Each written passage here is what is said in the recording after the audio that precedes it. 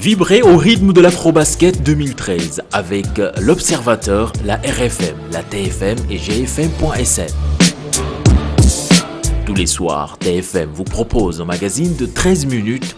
Vivez en direct sur la RFM les matchs du Sénégal. Avec l'Observateur, lisez tous les jours les cahiers de l'Afrobasket pour ne rien rater des Lions.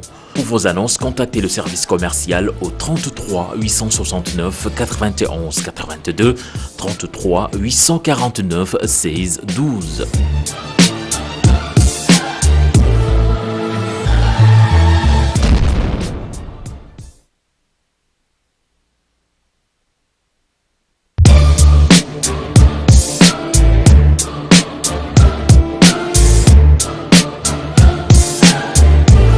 Bonsoir et bienvenue à toutes et à tous pour ce nouveau numéro du journal de l'Afrobasket avec la compétition qui a démarré avec le Sénégal qui vient de jouer et gagner son premier match, mais que ce fut difficile. Les Lions qui ont mené jusqu'à 14 points d'écart ont vu cet écart se réduire et finalement ils gagnent sur le score de 72 à 70.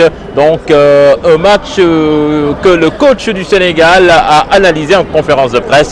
Selon Chersar, les joueurs ont diminué leur concentration, donc ils n'ont pas été constants dans l'effort. C'est ce qui a provoqué donc ce retournement de situation donc qu'on a noté dans les ultimes minutes de cette rencontre. Je vous propose d'écouter Chersar. Donc je voudrais d'abord encourager l'équipe égyptienne. Je pense qu'ils vivent un moment extrêmement difficile dans le pays. Je crois que cette instabilité politique quand même a vraiment impacté la qualité de leur préparation et vraiment je les encourage pour arriver à bout de leurs ambitions. Maintenant, par rapport à l'analyse du match, je pense qu'on a manqué de rigueur à un moment où je pense qu'il ne fallait pas. Je pense que là, le mot d'ordre du quatrième quart-temps, c'était la constance dans l'effort, la constance au niveau de la rigueur, au niveau des relations meneur-arrière, arrière et les pivots. Et je pense que ça n'a pas été respecté. Et quand on menait les 14 points, il fallait faire des changements pour faire récupérer un peu certains joueurs. Ensuite, permettre à d'autres de jouer au moins le premier match, quoi. Je pense qu'ils l'ont mal compris cela. Je pense qu'ils sont rentrés pour faire peut-être un show ou bien montrer qu'ils sont capables de démarrer comme les autres. Ce qui a amené quand même comment on appelle, un déséquilibre dans notre jeu. Ce n'est pas une excuse, mais je pense qu'on doit tirer les leçons par rapport à cela et comprendre qu'un match de basket, il faut le gagner. Et quand tu peux le gagner au troisième quart-temps, il faut le gagner, quoi. Voilà, donc je pense que les deux équipes ont bien joué, ils sont capables de mettre 70 points pendant un match de basket, c'est beaucoup. Hein. Je crois que nos trois premiers quart-temps ont été des quart-temps où on a été régulier sur le plan du jeu. Par rapport, je ne veux pas dévoiler ce qu'on a fait quand même, mais on a été constant. Mais après à la fin, on a arrêté le jeu. Hein. On a stagné et voilà ce qui a tué le match, ce qui a permis à l'Égypte de revenir. Quand on joue au basket, je pense que le basket c'est un sport de vitesse et de précision. Quand on manque de vitesse et de précision à la fin, c'est normal. Je pense qu'on a gardé tous nos joueurs sur le terrain et maximum c'est 4 fautes qu'on a eues, hein. Surtout pour Alcès, je crois. Et tous les autres ont eu 3 fautes ou 2 fautes, contrairement à l'Égypte qui a mis tous ses efforts dans le jeu. Hein. Et si ça continuait comme ça, ils allaient tous sortir. Donc nous, tous nos paniers, on pouvait les marquer par lancer franc. Malheureusement, ils arrêtaient le jeu, arrêtaient le match. Okay, pour nous permettre d'aller au lancer franc. Vous avez vu, on n'a pas mis nos lancers francs. On a raté presque tous nos lancers francs aux 3 dernières minutes. Bon, c'est Mohamed finalement qui a mis les 2 lancers francs qui nous a permis de gagner ce match. On ne connaissait pas l'Égypte, hein, et personne ne connaît l'Égypte ici. L'Égypte a laissé longtemps sans venir dans une compétition internationale. Maintenant, l'équipe est revenue et je pense qu'ils ont gardé certains de leurs joueurs, mais 80% ils ont changé leur groupe. C'est au fil du match qu'on les découvrait, quoi, et c'est normal. Je pense que les 72 points qu'on a mis là, je pense qu'il ne faut pas cracher dessus. C'est 72 points que les gens ont mérité, qui sont tués pour les avoir. Mais quand une équipe revient petit à petit, alors que l'autre équipe se relâche, c'est tout à fait normal. Le match contre la Côte d'Ivoire ne sera pas pareil. Ce n'est pas les mêmes équipes. C'est sur le plan physique, sur le plan technico-tactique, c'est différent. Ce n'est pas la même mentalité du tout. On a eu la chance de jouer contre des équipes maghrébines comme la Tunisie et l'Algérie.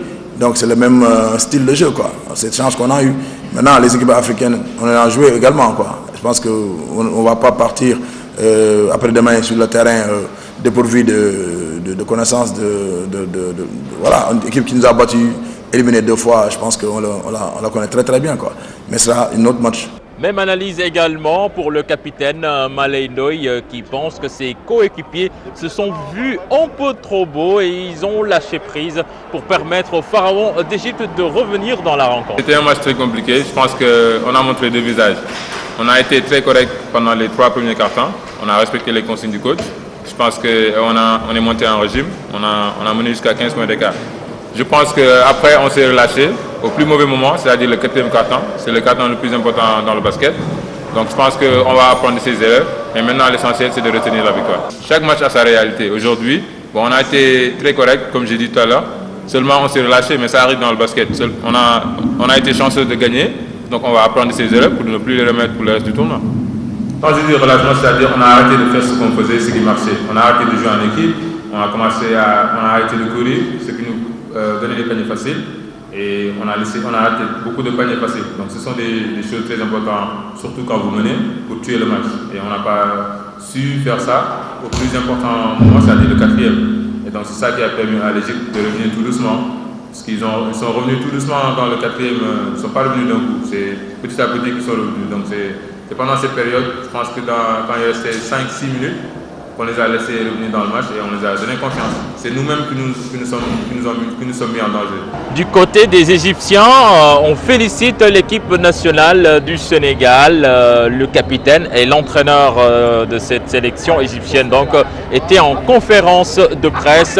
L'entraîneur, lui, qui explique cette défaite en partie avec le manque de préparation, donc avec les problèmes politiques qu'on note en Égypte. Ils n'ont pratiquement pas joué durant ce mois avec les émeutes actuellement en Égypte. Je vous propose de les suivre. On n'a pas eu le temps de s'entraînement la dernière semaine. On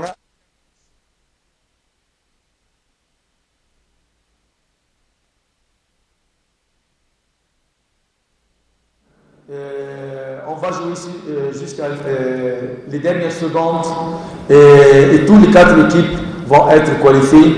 Et après ça, pour le 16, ça va. Et je crois que les matchs prochains sont spécialement ce groupe. Je crois que c'est le plus fort groupe dans le tout tournoi. Et je crois que tous les matchs vont être difficiles. Et puis le 12e Gainé, que dis-je, le 6e Gainé était très très content donc à l'issue de cette partie.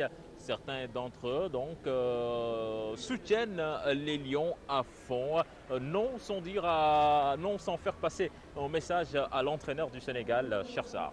Match bi vraiment niñ ko dundee moom kontaan nañ trop si suñu Lions yi xanaa di leen encourager pour ñu gën a góorgóorlu parce que ñun bu ñu dañoo bàyyi suñu liggéey bàyyi suñu lépp lu ñu am.